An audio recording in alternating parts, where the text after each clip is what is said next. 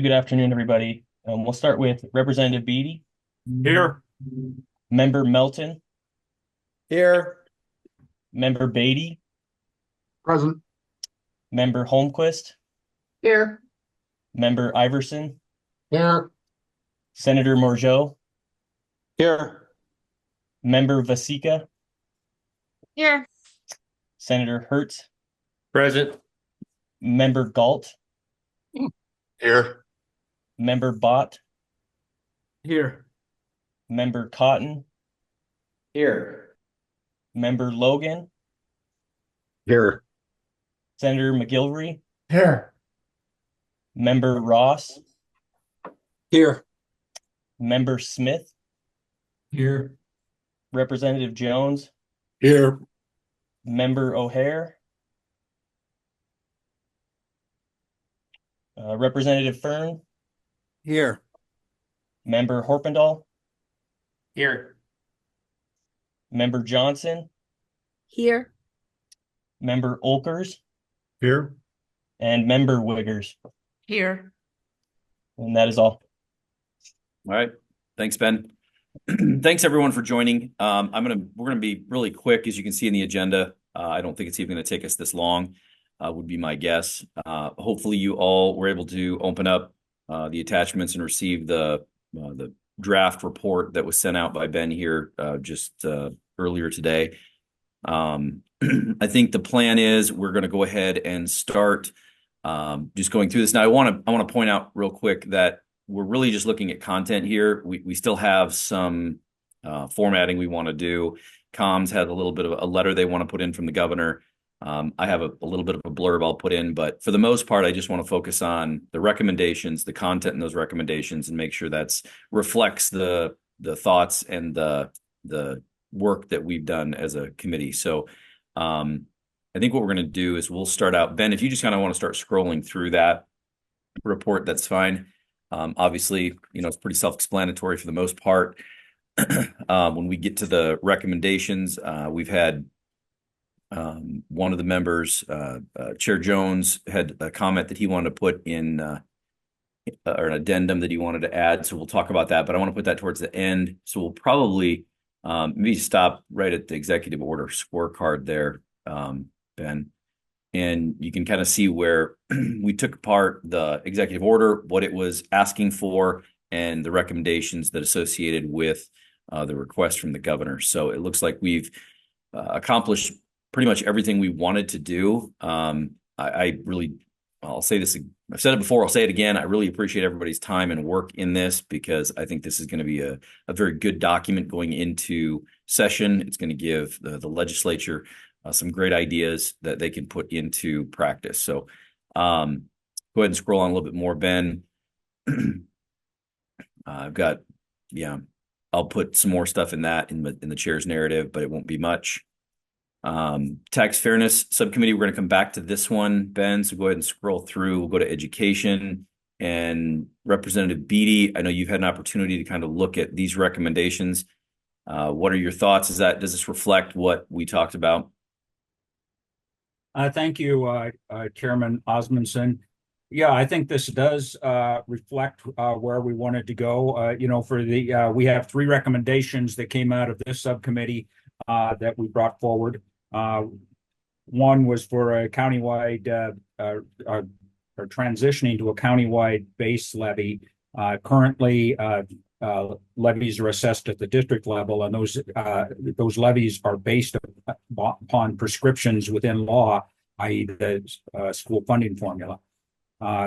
This leads to wide discrepancies in mill levies, in these mandatory mill levies across districts across the state, and the effect of this particular countywide base levy is to greatly narrow the numbers of mills levied for the base levy across both across the counties, and it actually has an effect across the state as well, leading to a more equitable, from a tax standpoint, distribution of the burden for meeting our constitutional obligation. Our second recommendation was to fix the 95 mill levy in conjunction with that, realize the benefits of House Bill 587, the School Equalization and Property Tax Reduction Act. This is an effective way of meeting our constitutional requirement to fund the schools in an equitable manner, which is almost verbatim out of the Constitution.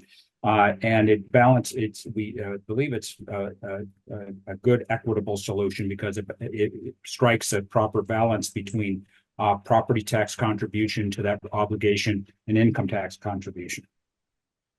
And then we did have a third recommendation on voter turnout requirements. Those are already in place for some bond elections. I think that's a good model to take forward and to apply to all levy elections and across all jurisdictions. I think it's a good starting point for legislation that might be considered in the 2025 session.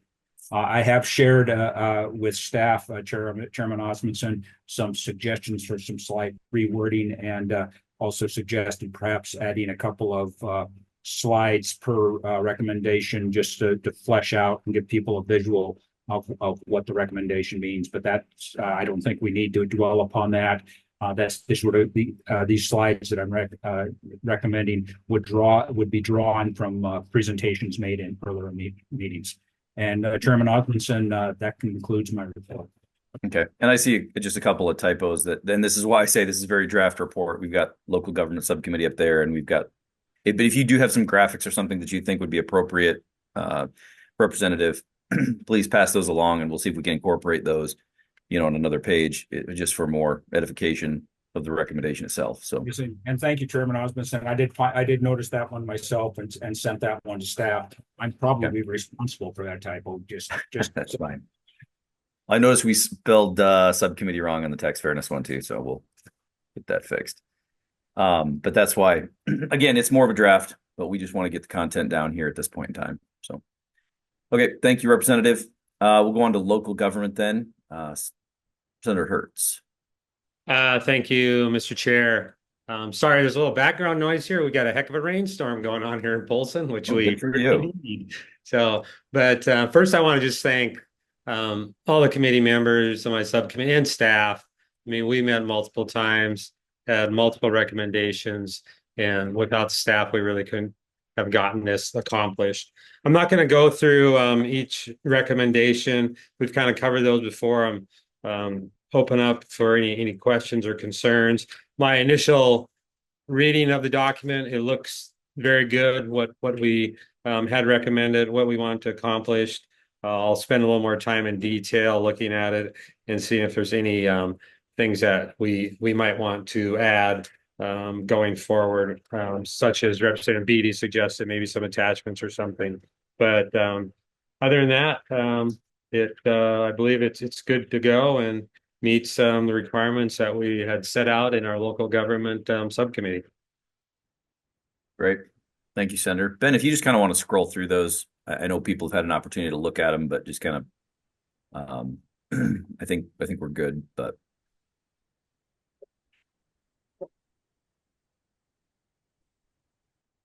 And Senator Hertz, you said you thought there may be a few graphics you want to add to some of these. Correct. I need to really dig down into a little bit more and make sure we got all the graphics that we wanted. Okay. But I'll get back to you probably within a day or so on any of those items. Okay, that'd be great. Yeah. Okay. Representative Byrne has raised his hand. Oh, Thank you. yeah, Representative. Thank you, everyone.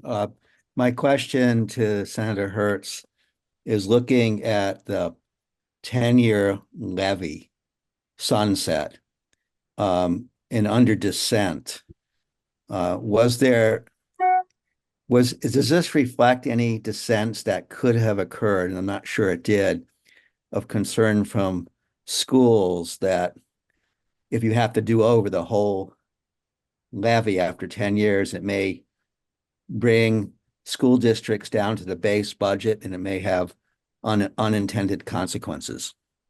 That's sort of my statement question.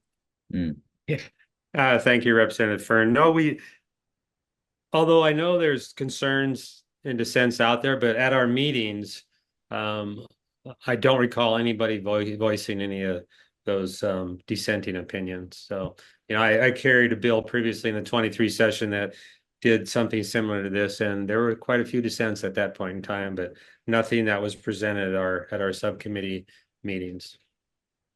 Thank you.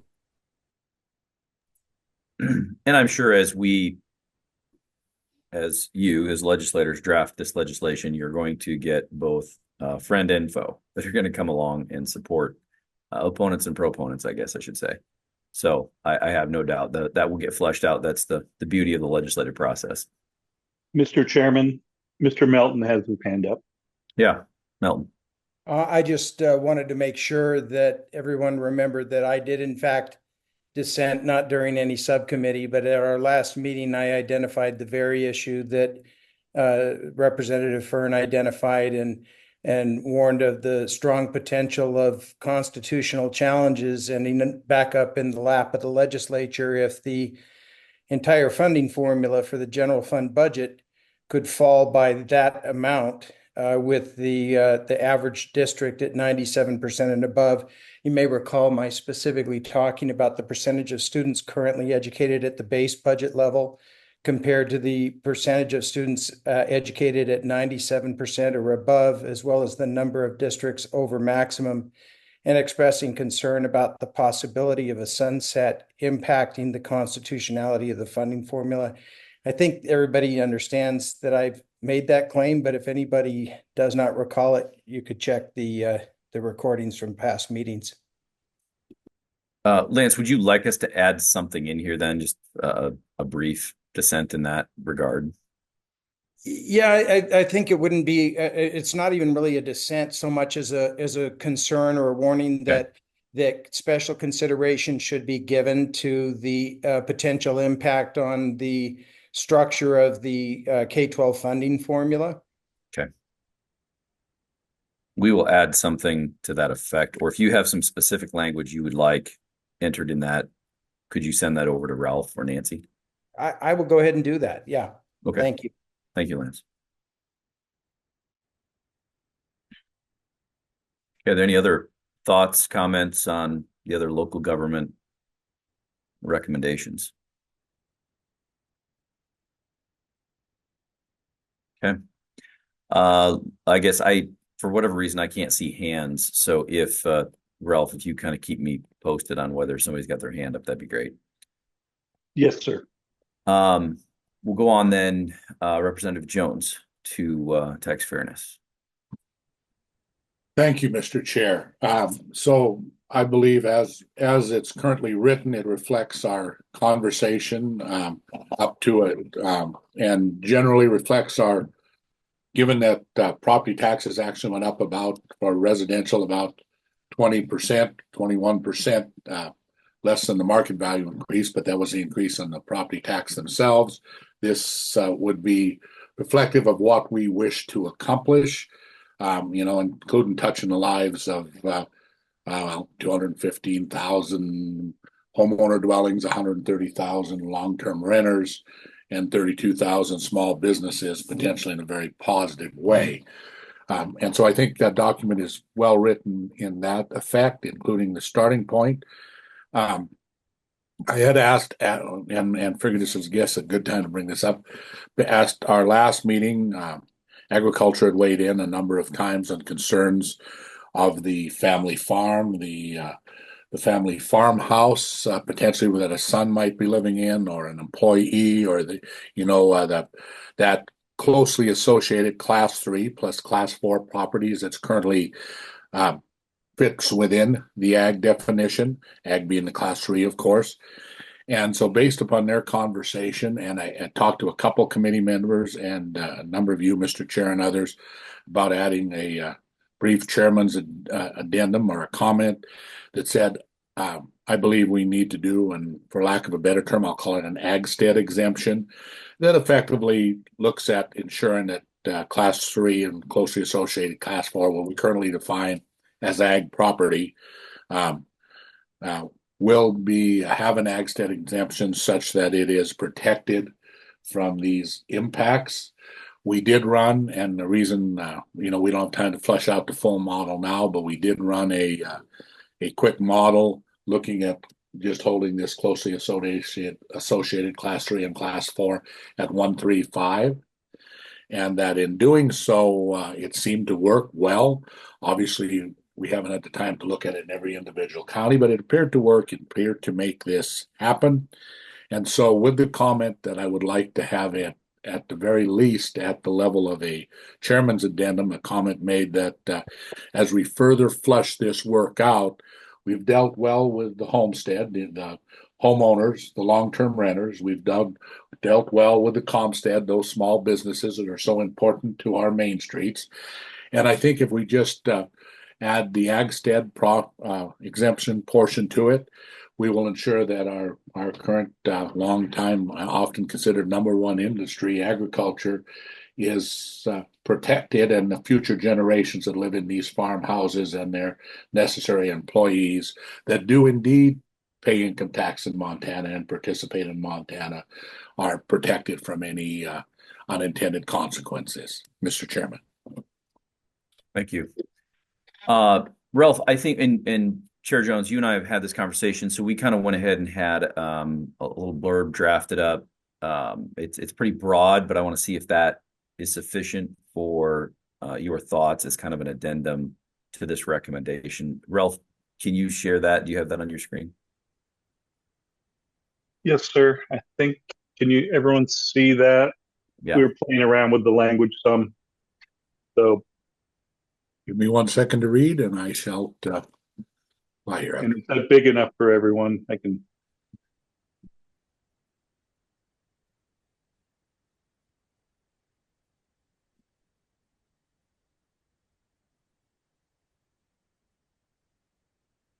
So, and I think I'm not sure the word classification is correct, right? Because the way, in order to meet constitutionally, it would have to work like the homestead and the Comstead exemptions. So we should just put it, Agstead, it'd be the same as a model.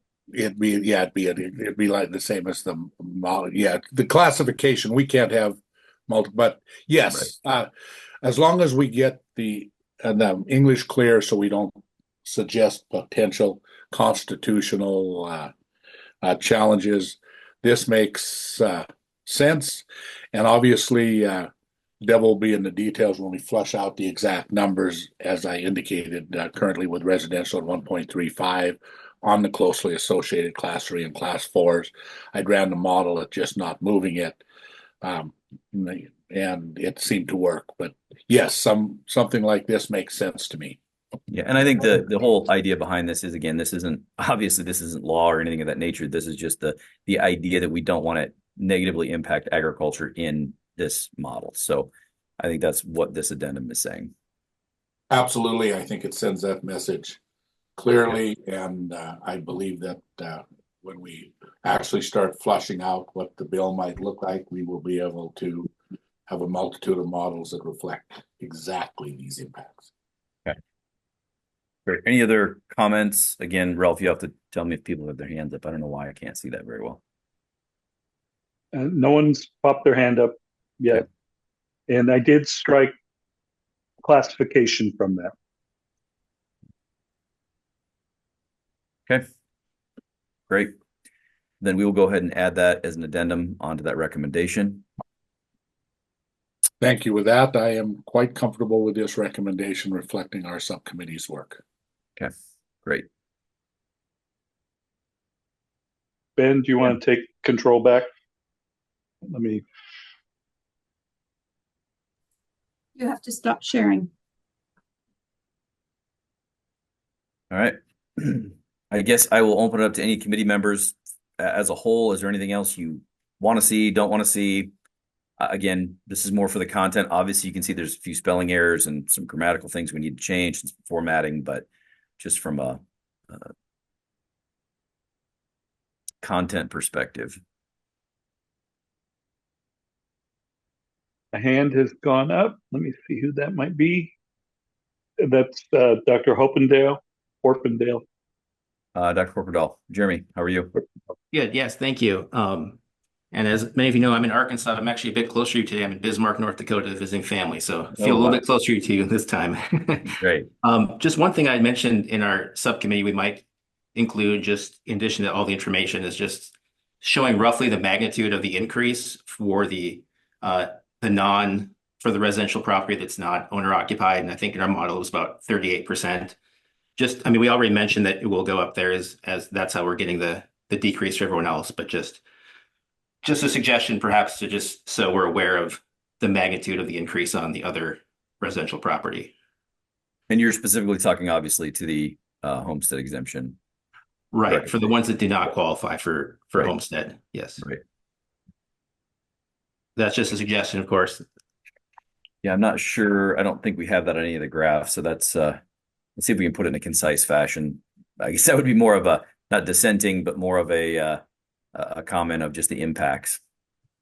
Right. Just, I mean, we could just in the dissenting opinion section just say, you know, on average, this would be a 38% increase for those non-homestead residential properties. Sure. Okay.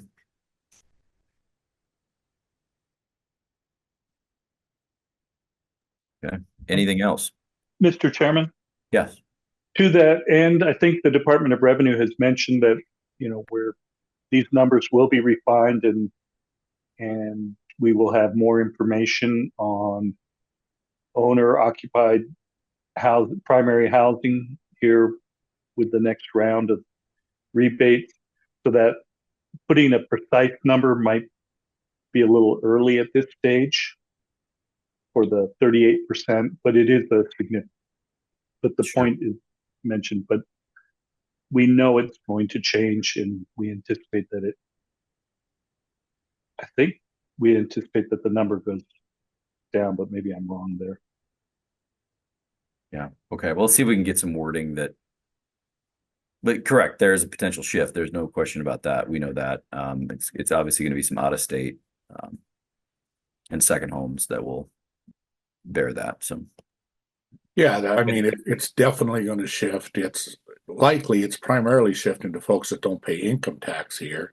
And those are the folks that don't participate. Well, if we're picking stuff that's going on right now in the fire fund, the 180 million we spend there, or in the incarceration, medication, you know, but of course it's going to shift.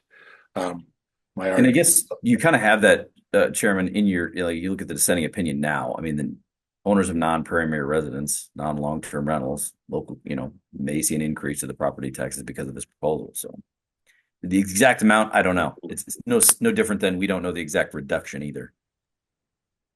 No, and I agree with that. I just think that we do say in the opening that it'll be a 15 to 20% decrease for homestead. So just True. there already were some numbers in there. That's the only reason Yep. I bring it up. Okay. Senator Hertz. Yeah, I would agree. I mean, maybe in that dissenting opinion, we put a range in there or something. There may be an increase of 25 to 35%. Those are just numbers I'd throw out there right now. I'd have to go back and look at the model because it did range. But I think if you put a big enough range in there, that we might be able to cover our bases. Okay. Yeah, we can add that somewhere in the narrative. Thank you. Thank you. Mm-hmm. Okay. If there's not anything else from the members, I'm going to open it up briefly to some public comment. There really shouldn't be a whole lot different. This has all been commented on. So I guess to that end with public comment, if we've already talked about these recommendations and you've given public comment, let's not replow old ground. But certainly if there's something new, happy to hear it. We're going to try to keep this meeting as short as we can. So if there is some public comment, we'd be welcome to take that now if we could. I don't see any public comment. Okay. The next thing on my list then really, we're going to go ahead and get this cleaned up and get it a little bit, you know, obviously get some of the grammatical errors and formatting changed. And then we're going to get this submitted all to you all. Let's see. So right now I've got, I think, a date picked that will work for the governor to be present. It looks like August 15th at 10 o'clock.